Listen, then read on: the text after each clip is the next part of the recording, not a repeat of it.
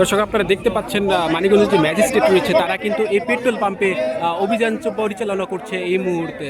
যেসব বাইকের কাগজপত্র ঠিক নাই এবং নাম্বার প্লেট নাই এবং হেলমেট অথবা ড্রাইভিং লাইসেন্স নেই, তাদেরকে কিন্তু তেল দেওয়া হবে না, এমনটি কিন্তু তারা জানাচ্ছেন।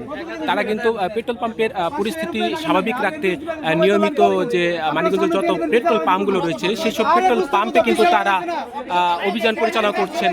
মানিকগঞ্জের যে ম্যাজিস্ট্রেট রয়েছেন তারা এখানে দেখতে পাচ্ছেন বাইকার যারা রয়েছেন তাদের কিন্তু কাগজপত্র, এনআইডি কার্ড এগুলো কিন্তু তারা চেক করছেন। এরপরে কিন্তু তেল দেওয়া হচ্ছে এই পেট্রোল পাম্পগুলো থেকে মানিকগঞ্জে। দর্শক আপনারা দেখছেন এখানে যারা তেল নিতে এসেছেন তাদের কিন্তু দীর্ঘ সারি এই মুহূর্তে আপনারা দেখতে পাচ্ছেন। আপনাদের দেখানোর চেষ্টা করছি ধলেশ্বরী যে পেট্রোল পাম্প রয়েছে মানিকগঞ্জের, সেই ধলেশ্বরী পেট্রোল পাম্প থেকে কিন্তু এইখানে তেল নিতে এসেছেন তারা। এদিক দিয়ে যদি আসে তাহলে আমি কিন্তু